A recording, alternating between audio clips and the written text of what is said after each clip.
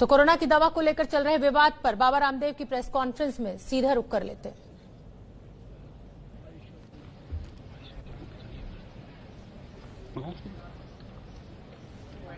तो Baba Ramdev press conference करने के लिए मंच पर पहुंच चुके हैं, लेकिन हम आपको बता दें कि पिछले एक हफ्ते से बाबा रामदेव ने 23 जून को जो दवा कोरोनिल लॉन्च की थी उसको लेकर विवाद था। कई राज्यों ने इसकी बिक्री पर रोक भी लगा दी थी। आयुष मंत्रालय ने भी नोटिस दिया था बाबा रामदेव की पतंजलि योगपीठ को। अब बाबा रामदेव का कहना है कि सभी कंफ्यूजन दूर कर लिए गए हैं और आयुष मंत्रालय को सभी जवाब दे दिए गए हैं। पतंजलि कंपनी का दावा था कि कोरोनिल दवा जो है वो कोरोना के उपचार में मददगार है, लेकिन क्योंकि ह्यूमन क्लिनिकल ट्रायल के बिना इस दवा को लॉन्च किया गया था, इसलिए नियमों के चलते इस पर रोक लगानी पड़ी। उसके बाद अब बाबा रामदेव का यह कहना है कि आयुष मंत्रालय के सभी सवालों के जवाब दे दिए गए हैं। साथ ही पतंजलि का यह भी दावा है कि कोरोनिल की दवा को लेकर आयुष मंत्रालय ने उन्हें जवाब भेजे हैं, जिससे सभी विवाद खत्म हो जाएंगे। 23 जून को बाबा रामदेव और आचार्य बालकृष्ण ने कोरोना की सफल इलाज का दावा करते हुए कोरोनिल टैबलेट के साथ एक कोरोना किट लॉन्च की थी। अब आचार्य बालकृष्ण का कहना है कि हमने ये कभी नहीं कहा कि ये कोरोना का इलाज करेगी, ये इम्यूनिटी बूस्टर है। आज सारा जो कंफ्यूजन है वो दूर हो जाएगा। बाबा रामदेव बैठ चुके हैं, आप देख सकते हैं, तस्वीरें हम आपको दिखा रहे हैं। बाबा रामदेव की प्रेस कॉन्फ्रेंस बस कुछ ही क्षणों में शुरू होने वाली है। माइक भी उठा लिया है बाबा रामदेव ने और उनके साथ आचार्य बालकृष्ण मौजूद है। लेकिन जब पिछली बार 23 जून को कोरोनिल दवा के लॉन्च के लिए बाबा आए थे तो एक लंबी चौड़ी प्रेस कॉन्फ्रेंस हुई थी और आपको हम सुनवा देते हैं आपको कि बाबा रामदेव ने जब 23 जून को कोरोनिल दवा लॉन्च की थी तो क्या दावा किया था, वो सुनिए आप।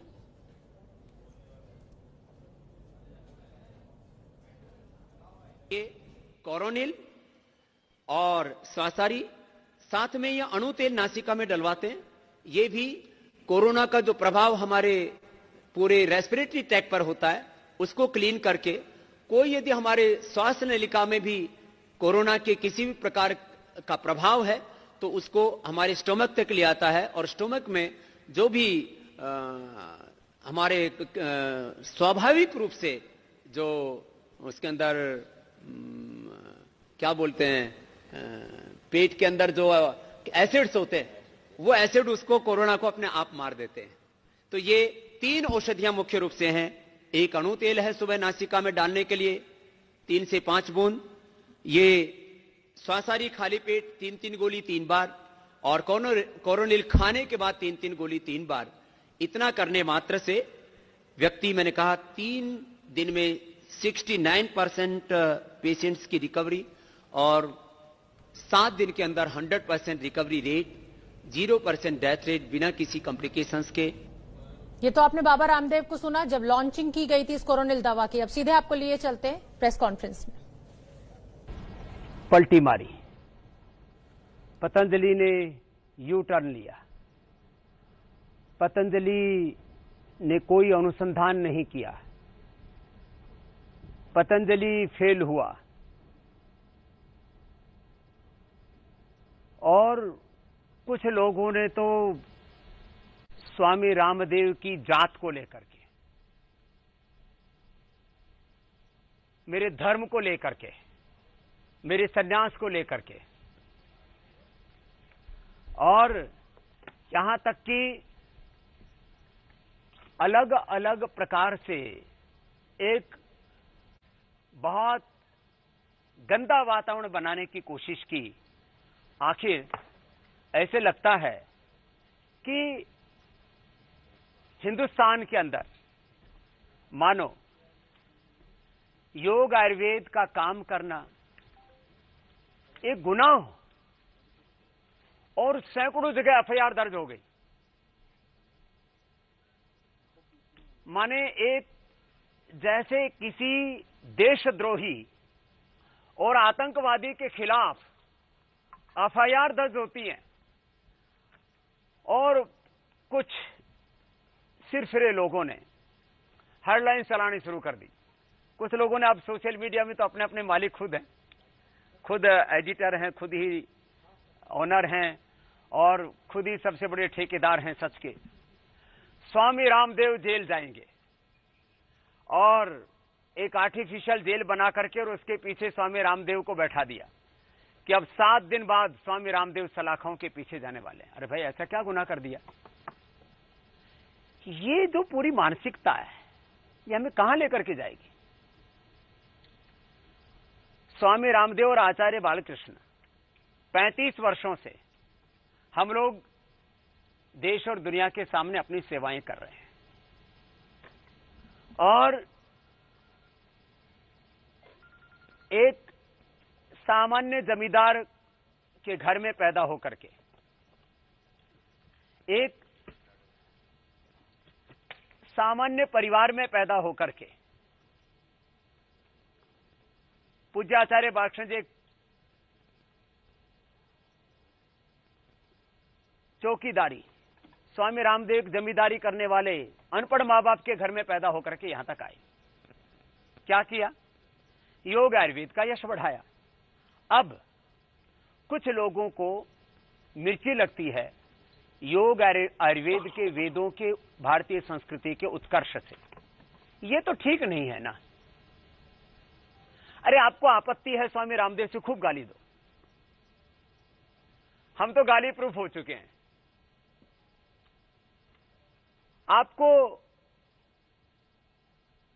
आचार्य बालकृष्ण से आपत्ति है तो खूब हमारी निंदा करो, तिरस्कार करो, लेकिन आखिर इतनी तो हमदर्दी रखो उन लोगों के प्रति भी जो बेचारे कोरोना से पीड़ित हैं, जो बीपी से, शुगर से, थायराइड से, हेपेटाइटिस, आर्थराइटिस से, रोमेटॉइड आर्थराइटिस से, कैंसर से पीड़ित हैं। आखिर ऐसे करोड़ों लोगों को जीवन दिया है पतंजलि ने। आज मैं आपके सामने बैठा हूं तो पिछले 3 दशकों में 10 से 20 करोड़ लोगों को प्रत्यक्ष रूप से और 200 करोड़ से ज्यादा पूरी दुनिया के लोगों को योग आयुर्वेद के जरिए मैंने एक स्वस्थ जीवन की दीक्षा दी है, एक आध्यात्मिक जीवन पद्धति में उनको ढाला है। लोगों के स्वभाव में मैंने योग को सम्मिलित किया है। और ये कौन सा गुनाह कर दिया भाई? लेकिन आज उनके मंसूबों पर पानी सा फिर गया है जब आयुष मंत्रालय ने कहा है कि पतंजलि ने कोविड-19 के मैनेजमेंट के लिए एप्रोप्रिएट कार्य किया है, माने एक अच्छी पहल की है, अच्छा इनिशिएटिव लिया है और कोरोना से तड़पती इस मानवता के लिए पतंजलि ने एक राइट डायरेक्शन में जो काम करना शुरू किया है, अब उसकी मैं नहीं कहता कि प्रशंसा कीजिए, हमें सत्कार की चाहना नहीं है, लेकिन तिरस्कार तो मत कीजिए। यहीं से मैं अपनी बात शुरू कर रहा हूं कि आखिर जब आयुष मंत्रालय ने भी कहा है कि भाई पतंजलि ने जो 23 जून को कोरोना के संदर्भ में जो randomised placebo control double blind clinical trial किया, ये मेडिकल टर्मिनोलॉजी है, randomised placebo control double blind clinical trial किया। उसमें 3 दिन में 69%, 7 दिन में 100 के 100% पेशेंट नेगेटिव हो गए। उसका पूरा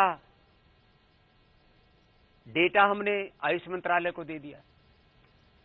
उसके लिए जो भी रिसर्च के लिए अप्रूवल्स लेने थे, सीटीआरआई के अप्रूवल से लेकर के, वो सारे के सारे अप्रूवल्स भी हमने आयुष मंत्रालय को सबमिट कर दिए। और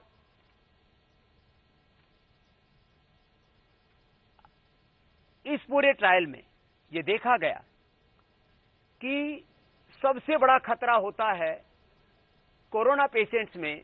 जब कोरोना हमारी बॉडी के अंदर उतरता है तो हमारे लंग के अल्वोलाइज को ऑक्युपाई कर लेता है। एक कोरोना का जीवाणु अंदर गया तो वायरस अपना संक्रमण कैसे फैलाता है।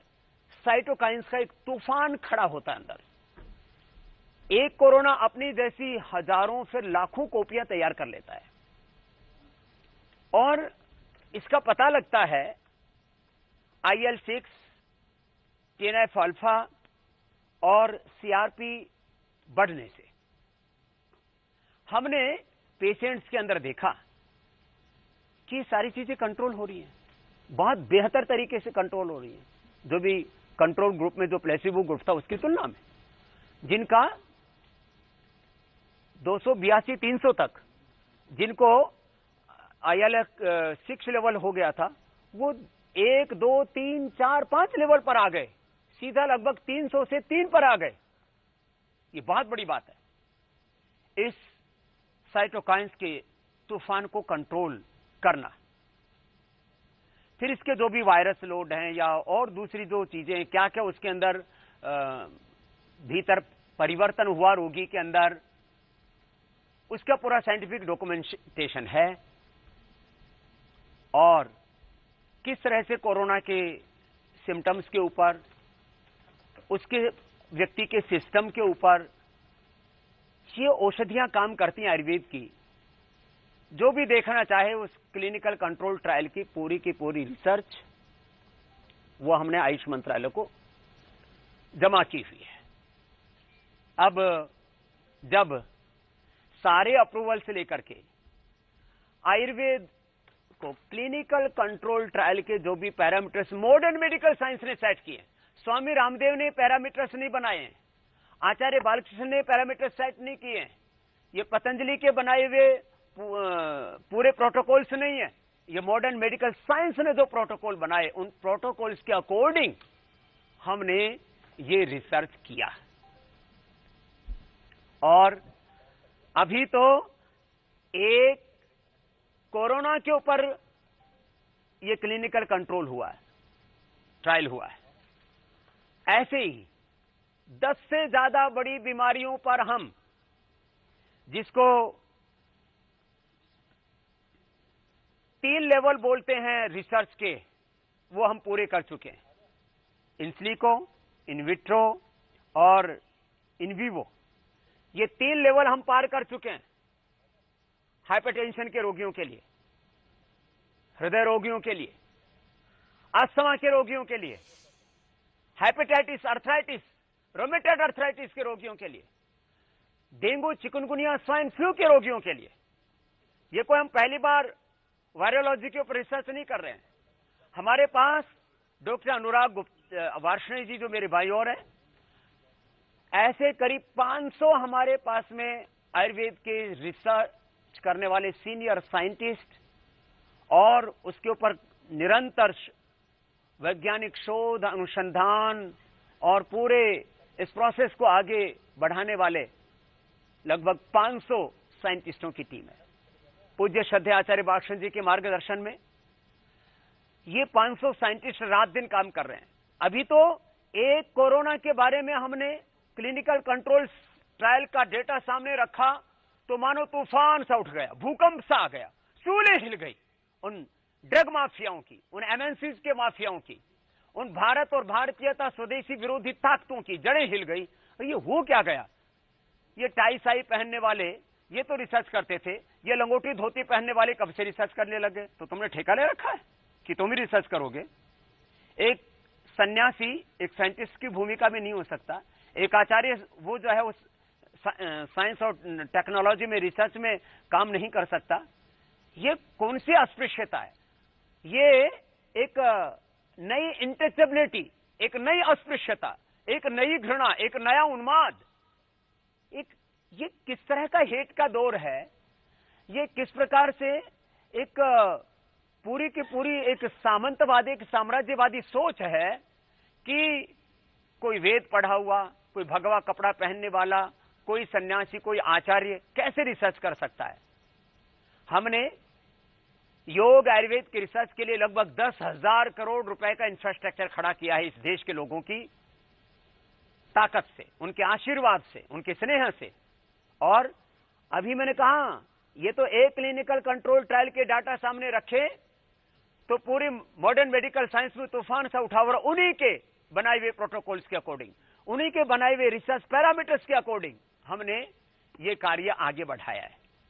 अब ये कार्य और आगे बढ़ेगा और हम इस पूरे अनुसंधान को और बहुत दूर तक लेकर के जा रहे हैं।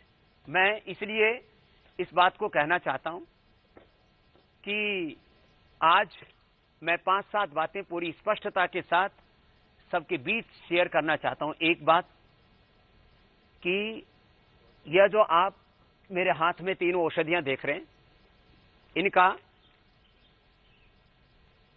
बनाने का जो लाइसेंस होता है, जिसको बोलते हैं आयुर्वेद में ड्रग लाइसेंस, यूनानी और आयुर्वेद डिपार्टमेंट होता है स्टेट गवर्नमेंट का, जो सेंट्रल के आयुष मंत्रालय से संबद्ध होता है, उससे हमने इनका लाइसेंस लिया हुआ है। अब कुछ लोग इसी पर कोहराम मचा रहे हैं कि आपने लाइसेंस क्या लिया हुआ है और आप इसके ऊपर रिसर्च क्या कर रहे हो। अब मैं 2 बातें अलग अलग कहनी चाहता हूं। भैया, आयुर्वेद में ड्रग लाइसेंस का जो प्रोसीजर है वो औषधियों के परंपरागत गुण विज्ञान के आधार पर मिलता है। यह खाली स्वासारीय कोरोनिल की बात नहीं है। आयुर्वेद की सभी औषधियों का जो रजिस्ट्रेशन होता है वो उनके परंपरागत गुणों के आधार पर होता है।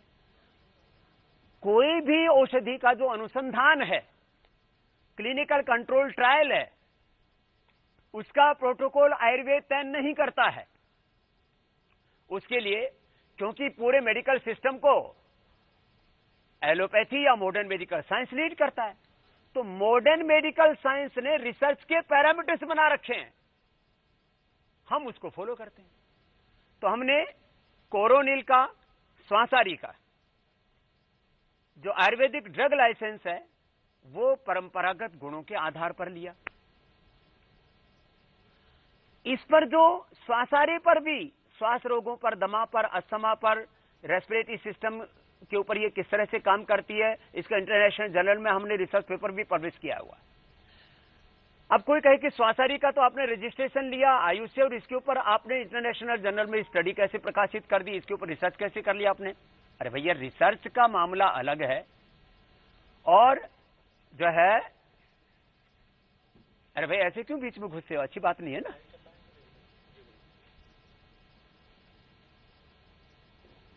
एक बात यह कहना चाहता हूं कि जब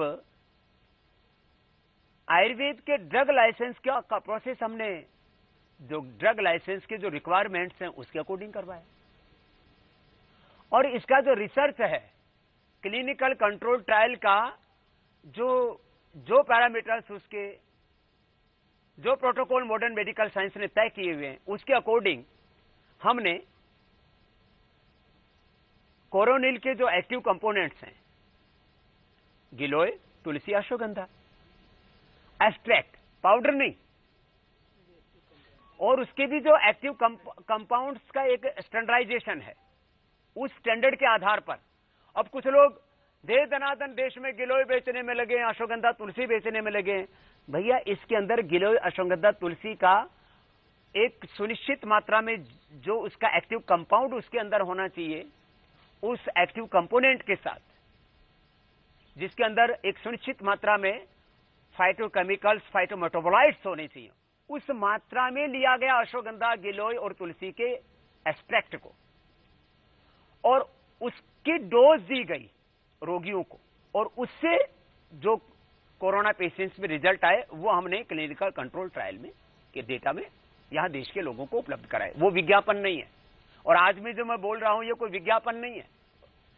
मैं एक सच रख रहा हूं देश के सामने कि हमने गिलोय और तुलसी, अश्वगंधा के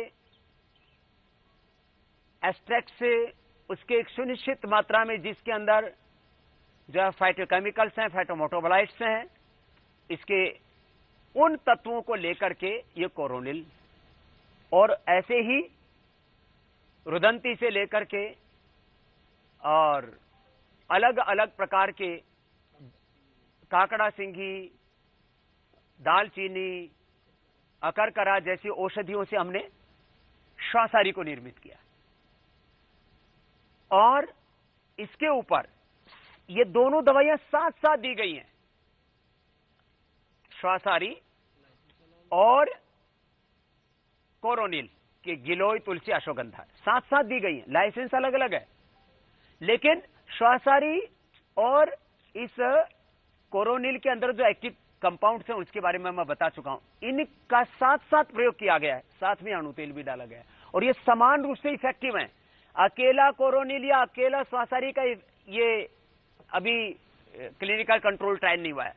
इनका संयुक्त रूप से randomise, placebo, control double blind clinical trial हुआ है और रजिस्ट्रेशन के ढंग से हुआ है।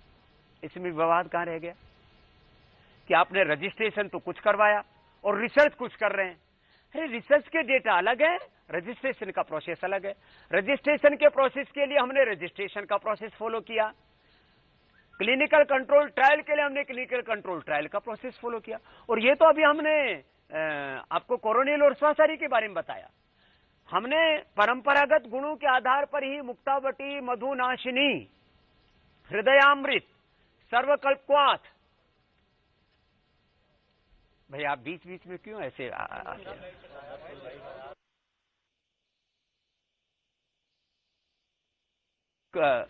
कोरोना काल चल रहा है, सारा देश जो है देख रहा है। तो देखो, एक बात ये कहना चाहता हूं अंत में कि अभी तो एक कोरोनिल और श्वासारी के बारे में बात हो रही है। कल को ये भी बात करेंगे तो 25 साल पहले रजिस्ट्रेशन करवाया था मुक्तावटी का, तो कि वो मुक्तावटी, हृदयामृत, सर्वकल्पवात या अश्वशिला या अलग अलग जो डेंगुलील आदि जो औषधियां हैं, ये अलग अलग जो आयुर्वेद के परंपरागत गुण इसमें लिखे हुए थे। ये कैसे कह सकते हैं कि ये तो बीपी की दवा है, ये तो शुगर की दवा है, ये तो हेपेटाइटिस की दवा है और हमने हेपेटाइटिस नेगेटिव किया है।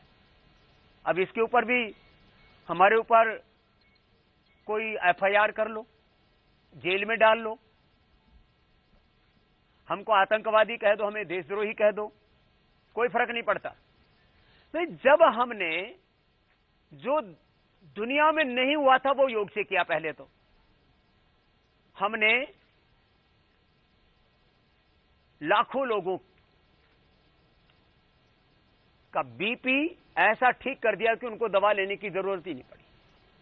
अब कोई कहे कि आप ये कैसे क्लेम कर सकते हो कि बीपी क्योर होता है? ये तो drug and magic remedy act के अंदर एक दंडनीय अपराध है कि आप बोलते हो कि बीपी के पेशेंट की दवाई बंद हो जाती है और वो नॉर्मल हो जाता है, अस्थमा के पेशेंट की दवाई बंद हो जाती है और नॉर्मल हो जाता है, डायबिटीज के पेशेंट नॉन डायबिटिक हो जाते हैं, हेपेटाइटिस ए बी सी जिनको था वो नेगेटिव हो जाते हैं, आरए फैक्टर पॉजिटिव थे वो नेगेटिव हो जाते हैं। Drug and magic remedy act, उसके अंदर तो कोई ऐसा बोल ही नहीं सकता। लेकिन जब हुआ है योग के द्वारा, लाखों लोगों का बीपी ठीक हो गया, लाखों लोगों का अस्थमा ठीक हो गया, लाखों लोगों का जो है आरए फैक्टर पॉजिटिव से नेगेटिव आ गया। अब ये हुआ है, अब इसको सच को ना मान करके लोग ये बात करें कि ये तो जो है स्वामी रामदेव कोई बहुत बड़ा गुनाह कर रहे हैं। तो भाई यदि ये करना गुनाह है, रोग मुक्त भारत बनाना गुनाह है, लोगों को मधुमेह से मुक्त बनाना, मोटापे से मुक्त बनाना, अस्थमा से मुक्त बनाना, हेपेटाइटिस मुक्त भारत का अभियान चलाना, रोग मुक्ति, नशा मुक्ति, ये तो हमारा अभियान है, हम इसको चलाएंगे और चला रहे हैं। बहुत से लोग प्रश्न कर रहे हैं, उनके ऊपर मैं कोई टिप्पणी नहीं करना चाहता। हाँ, जरूर कुछ लोग खुश हो रहे होंगे कि आयुष मंत्रालय ने कहा कि कोविड मैनेजमेंट के लिए पतंजलि ने काम किया, उसको हम अप्रोप्रिएट कह रहे हैं। तो इसमें मैनेजमेंट शब्द का प्रयोग किया गया, इसमें ट्रीटमेंट शब्द का प्रयोग नहीं किया गया। अब ये मेडिकल टर्मिनोलॉजी है, मैं इसकी बारीकियों के साथ उनके साथ बात कर सकता हूं जो मेडिकल के एक्सपर्ट्स हैं, लेकिन शब्दों के मायाजाल में, शब्दों के भ्रमजाल में हम आयुर्वेद का सत्य ना तो दबने देंगे, ना उसको हम मिटने देंगे। अभी तक हमने कार्य किया है, आगे भी करते रहेंगे। आदरणीय हमारे मोदी जी, जो हमारे देश के यशस्वी प्रधानमंत्री हैं, उन्होंने आकर के पतंजलि रिसर्च सेंटर का जब उद्घाटन किया था, तब एक बात कही थी, स्वामी जी, हम आयुर्वेद को एविडेंस बेस्ड मेडिसिनल सिस्टम के रूप में देश में खड़ा करना चाहते हैं। इसमें पीआरआई की एक बड़ी भूमिका मैं देखना चाहता हूं कि एविडेंस बेस्ड मेडिसिन के तौर पर आयुर्वेद की औषधियों को हम स्थापित कर पाएं। अभी तक पूरी दुनिया में आयुर्वेद को लोग, भारत में तो फिर भी उनको मेडिसिन का दर्जा दिया है, ड्रग का दर्जा मिला हुआ है कि यह आयुर्वेदिक ड्रग है, ये यूनानी ड्रग है, ऐसे करके। लेकिन दुनिया उनको खाली फूड सप्लीमेंट कह करके पुकारती। अभी तो एक श्वासारी को, एक कोरोनिल को, इनको ही हम एक एविडेंस बेस्ड मेडिसिन के तौर पर उनको क्लिनिकल कंट्रोल ट्रायल का प्रोसीजर फॉलो करते हुए एक ड्रग के तौर पर हम प्रस्तुत कर रहे हैं। आने वाले समय में, जैसा प्रधानमंत्री मोदी जी की भी इच्छा थी और आयुष मंत्रालय भी चाहता है कि आयुर्वेद की औषधियों को एक पूरी दुनिया ड्रग का दर्जा दे, उनको एक एविडेंस बेस्ड मेडिसिन के तौर पर हम स्थापित कर पाएं, तो मैं आज पूरे फक्र के साथ हम इस बात को कहता हूं, लगभग 1 साल का वक्त लगेगा हमें। एक महीने में, 2 महीने में आपको हम खुशखबरी देते रहेंगे कि हमने क्लिनिकल कंट्रोल ट्रायल के 4था चरण भी पूरा कर लिया है मुक्तावटी का, उच्च रक्तचाप के लिए। मधुकल्प और मधुनाशिनी का हमने डायबिटीज के लिए भी 4था चरण पूरा कर लिया है। ये थोड़ी दिन में बताने वाला हूं। एनिमल ट्रायल तक पूरा कार्यक्रम हो चुका है और लोग खा रहे हैं और उससे लाभान्वित हो रहे हैं।